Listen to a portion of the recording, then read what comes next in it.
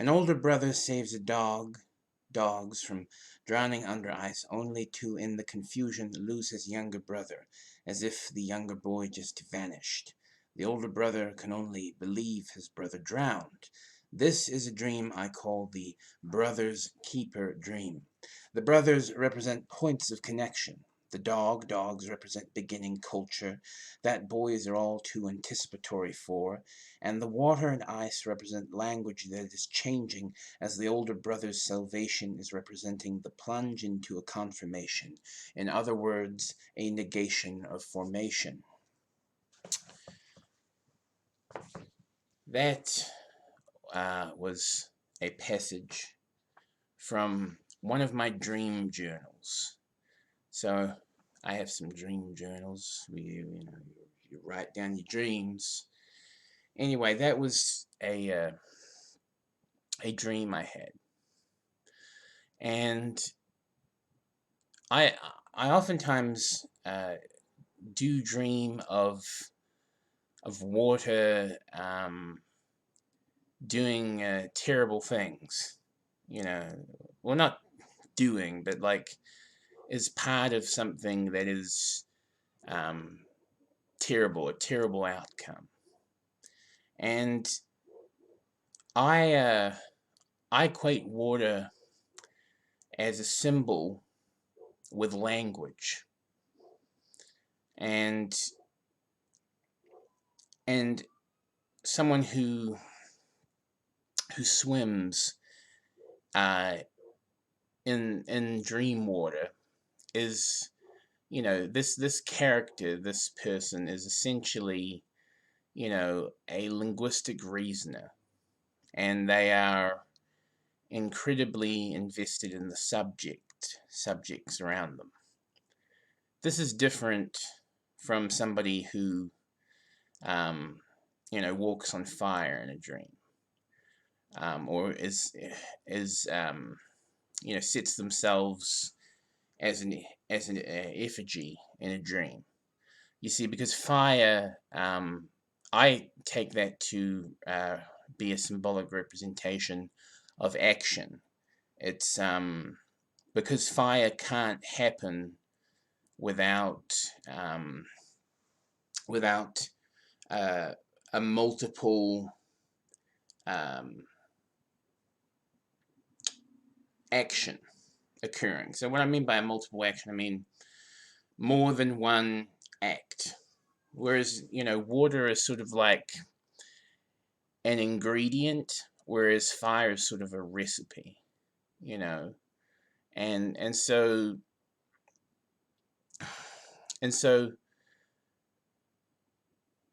fire in a dream, that is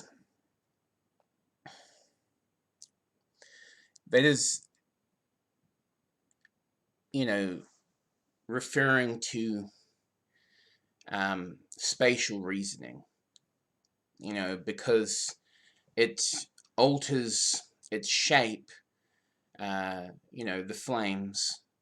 This is why they say, sometimes it's mentioned that, fire will have a body, that the body of the flames. Whether or not you've, read that, a description of fire like that, but I've read it.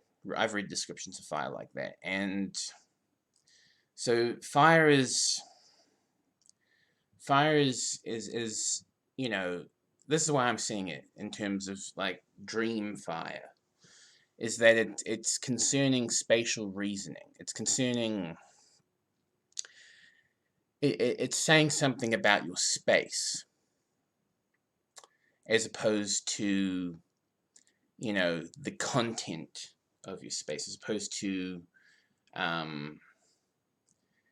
yourself. It's saying something about your surroundings, your environment. So if you have a dream where, there's, a lot of fire, a lot of dream fire, then, I would consider, what that is saying about your environment. Do you have adequate possession do you know of space in your environment? Are you as as independent as would befit you, you know, if you had it your way? Like you might want to think about that. If you've had a lot of current dreams where there's fire, and especially where the fire is burning you, right? I've had you know, some dreams where I've seen fires coming in close, um, and you know, I've had dreams, you know, where fire is almost you know, a central theme. But I'm more so, you know, my dreams are more so about water. They're more so, you know, there's a lot of more dream water.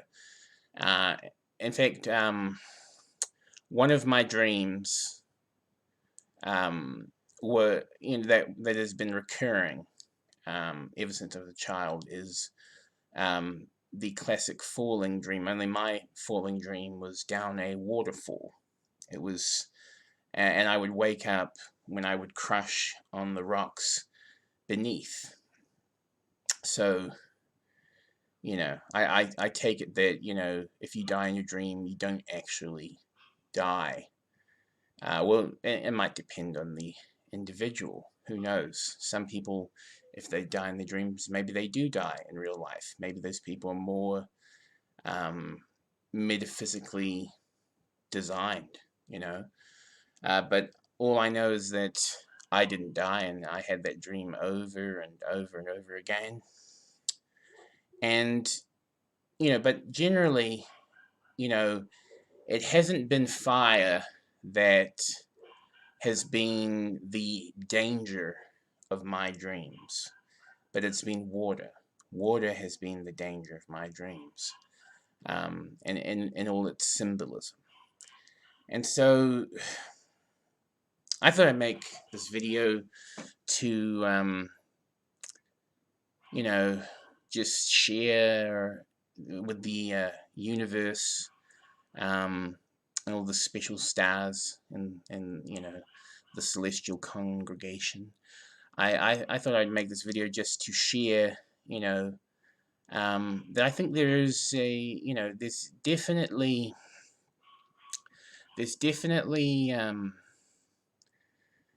something to be said about, you know, which of the dream elements do you see more? Because I see the dream elements as sort of a mirroring of the real elements. You know, there's earth, wind, fire, water.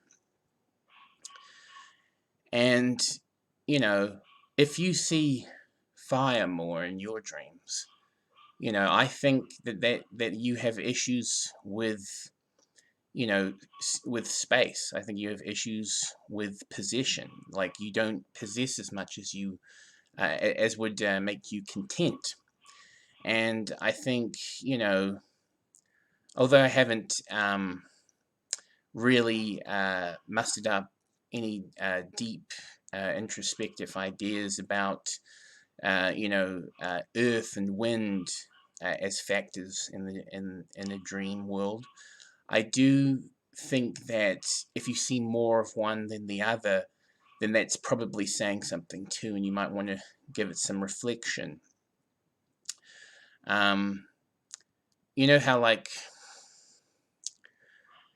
you know how Isaac, uh, who was a proponent of biological psychology. So, in other words, like, you know, the idea that you inherit, you know, your personality traits for the, you know, the idea that you, like, the bulk of your personality is sort of a biological sapling, so to speak. Well, Isaac, you know, he had these four these four labels that he would these four dimension labels, and one of them was extroversion, the other was introversion, the other was neuroticism, and the other was psychoticism. And so, if we think about spatial reasoning, we think about fire. I would say that seems to be more in the domain of the dimension of extroversion. Whereas if we think about, water, we think about, that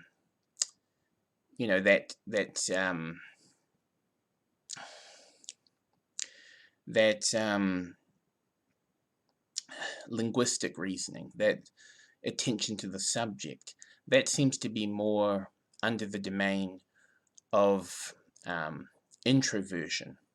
You know, because think about it, what does extroversion and introversion actually say? Well, extroversion, break it apart, it says extra version. In other words, a version of yourself, after contact is made, a version after a catalyst, essentially.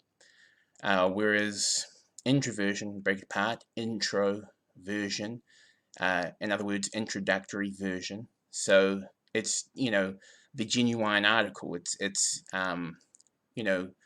the pure subject, right? And so water seems to fit with introversion, and it seems to, because the introductory version, if you can't create an extra version of yourself after a catalyst of change, then you are going to be paying more attention to the subject. You are going to be thus more, generally submissive, and thus you're going to have issues with, lack of possession. Now, that leaves us with earth and wind and neuroticism and psychoticism. So if we think about, a psychopath or a sociopath, break those words apart, psychopath, sociopath. In other words, there's a path. Now, everybody has a way, so a pathway is a canalization that is outfitted, not outfitted, that is predestined by the environment, is predestined by the evolution. I should say, actually, the progression of the environment. So, as to which earth and wind, as to which dimension earth and wind falls under, I think that wind would fall under neuroticism. And I don't have any solid, theories as to why that is. I just have the I just have the feeling that wind, creates torrents. It's very here, there, and everywhere. It's a sort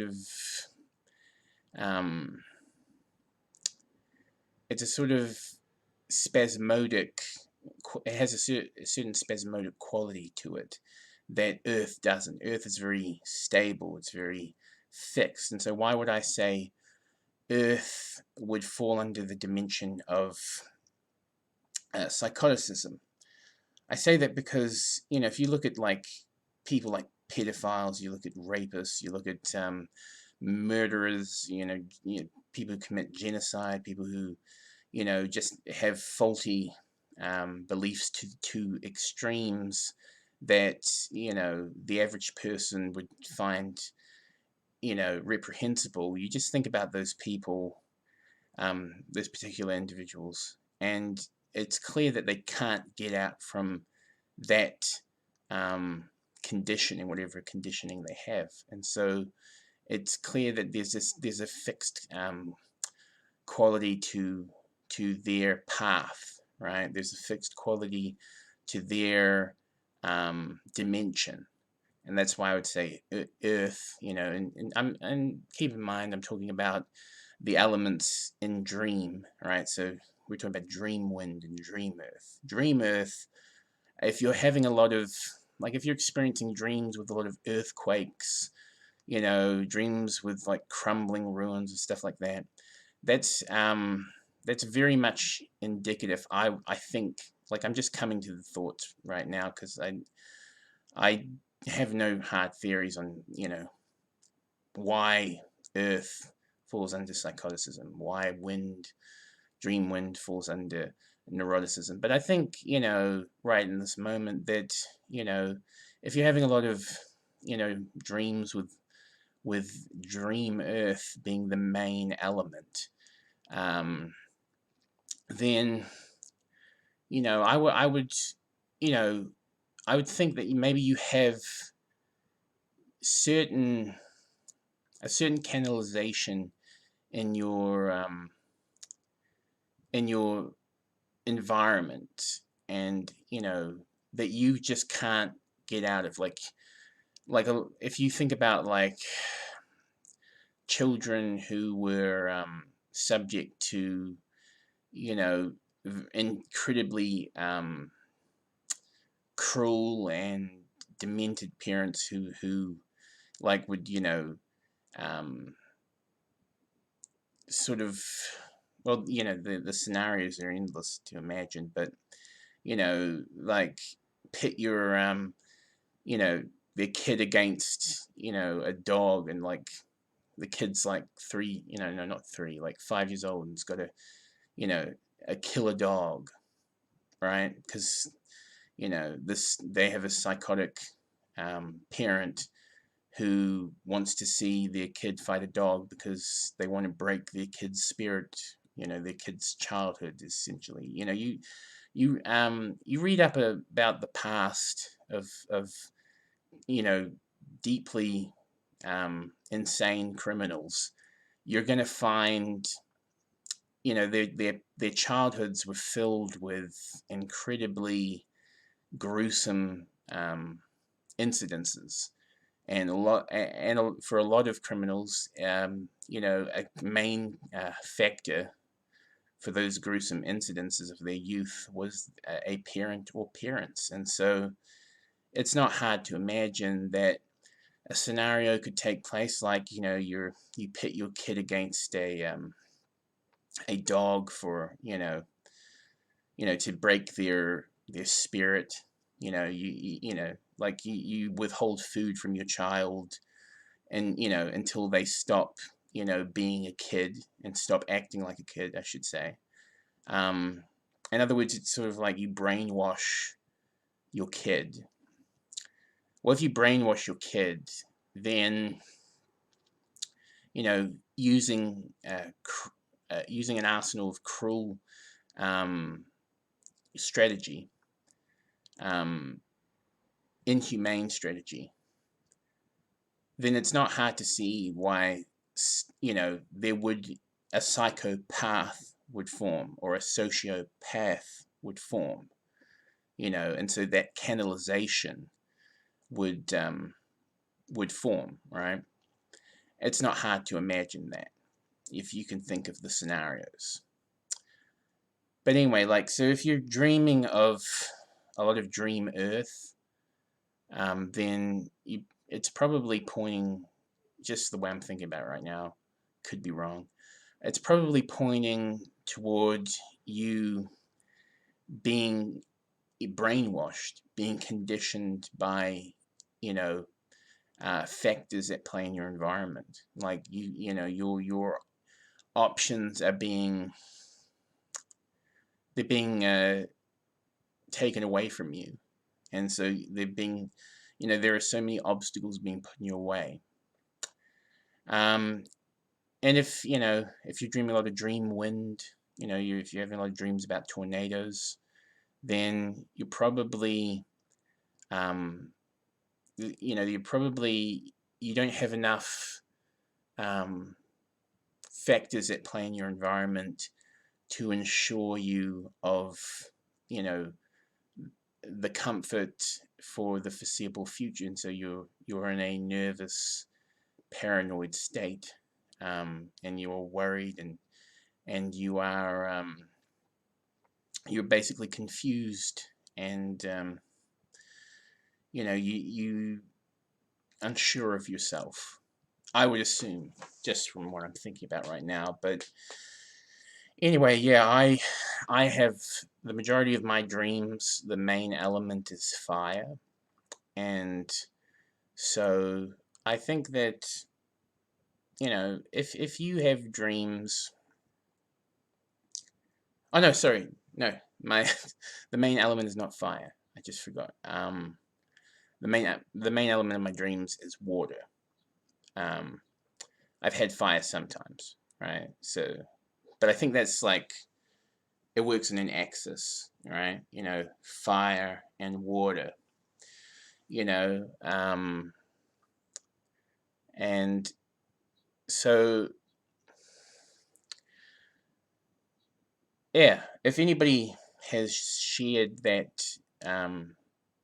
dream that I read in accent um, at the beginning of this video, that's interesting. That um, somebody else can dream the same thing. Social dreaming and all. Maybe that's part of it. Maybe it's just a unique dream that I had.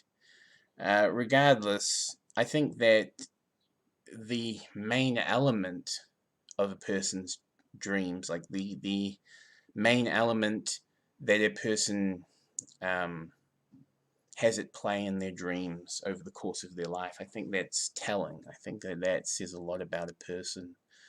And yeah, mine's water. Um, and it might do you good thinking about yours. You know, you star in the celestial congregation. Have a good day. Peace, meow.